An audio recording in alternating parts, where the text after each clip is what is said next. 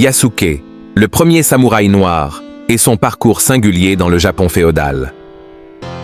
L'histoire de Yasuke est l'un des récits les plus fascinants et inspirants de l'époque féodale japonaise. Un homme noir, venu d'un continent lointain, est devenu samouraï. Un exploit extraordinaire dans un Japon où ce statut était strictement réservé à l'élite guerrière autochtone. Yasuke s'est distingué non seulement par son apparence physique remarquable, mais aussi par son intelligence, sa loyauté et sa capacité d'adaptation culturelle.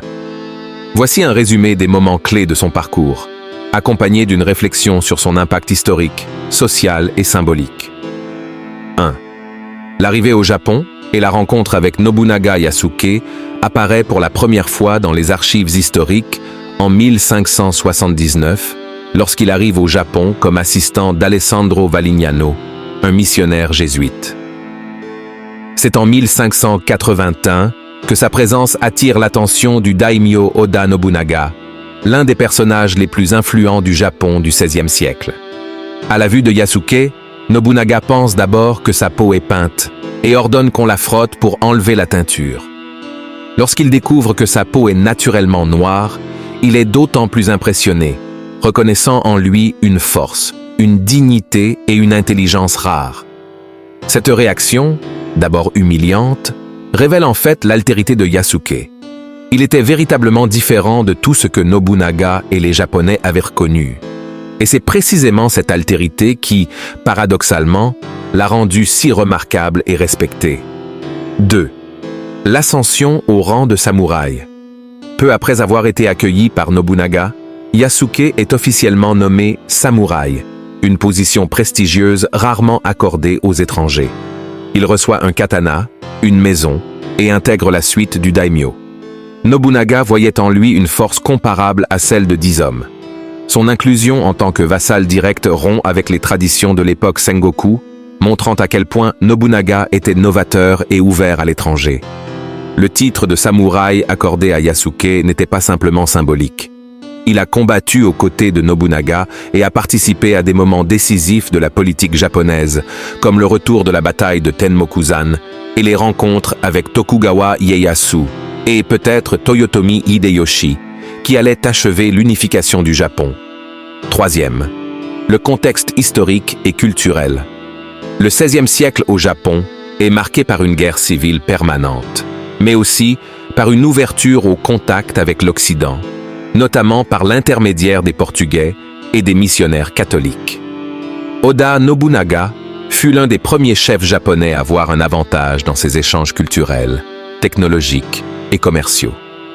Sa curiosité pour le monde occidental explique qu'il ait accepté des figures comme Yasuke dans son entourage proche. Yasuke provoqua une véritable agitation à Kyoto. Sa présence attira des foules immenses, causant des bousculades et même la mort de personnes écrasées en essayant de l'apercevoir. Cela montre la fascination qu'il suscitait. Plus qu'un guerrier, Yasuke devint un symbole de force, de différence et de possibilité d'intégration dans une culture lointaine. Selon l'historienne Midori Fujita, les Japonais de l'époque ne faisaient pas preuve de discrimination envers les personnes noires, comme cela se produisait ailleurs dans le monde. Au contraire, certaines figures noires étaient même vénérées, comme en témoignent les représentations de Bouddha noirs dans certains temples. La relation avec Nobunaga et la politique de l'époque. Nobunaga était un homme en avance sur son temps. Sa stratégie militaire, intégrant des armes à feu occidentales comme les arquebuses, et son goût pour les coutumes étrangères, il buvait du vin dans des coupes et portait des vêtements européens, montre qu'il voyait le monde au-delà des frontières japonaises. En acceptant Yasuke, il défia non seulement les préjugés, mais reconnut également la valeur réelle de cet homme différent, fort et charismatique. Lorsque Akechi Mitsuhide trahit Nobunaga en 1582, Yasuke combattit à ses côtés jusqu'à la fin.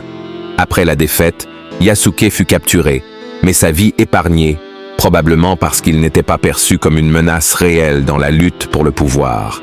Son destin ultérieur reste incertain. 5. Esclave ou serviteur? Un débat historique. L'une des grandes questions autour de Yasuke est de savoir s'il était ou non un esclave. Les sources divergent. Certains auteurs, comme Lawrence Winkler, le décrivent comme un serviteur. D'autres, comme Leslie Gunyan-Oku, suggèrent qu'il était esclave. Wikipédia, pour sa part, évite toute catégorisation et souligne l'absence de documents fiables concernant sa vie avant son arrivée au Japon. Il est possible que Yasuke ait été réduit en esclavage auparavant, surtout si l'on tient compte du contexte du commerce d'esclaves africains par les Arabes et les Portugais à cette époque. Mais en devenant samouraï, sa condition changea radicalement. Il fut accepté comme membre de l'élite militaire, ce qui était impensable pour un esclave. Cela indique, à tout le moins, une transformation radicale de son statut social. 6.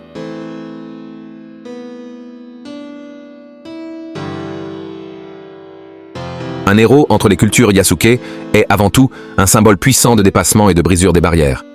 D'origine mystérieuse, il est devenu l'un des rares étrangers à obtenir le titre de samouraï. Son parcours nous invite à réfléchir sur des thèmes toujours d'actualité. L'identité, le respect, la diversité et la mobilité sociale.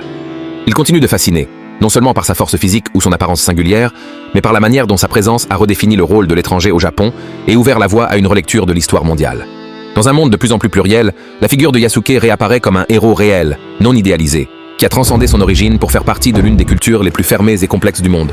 Son histoire mérite d'être racontée, rappelée et célébrée. Merci. Rêve Lucides.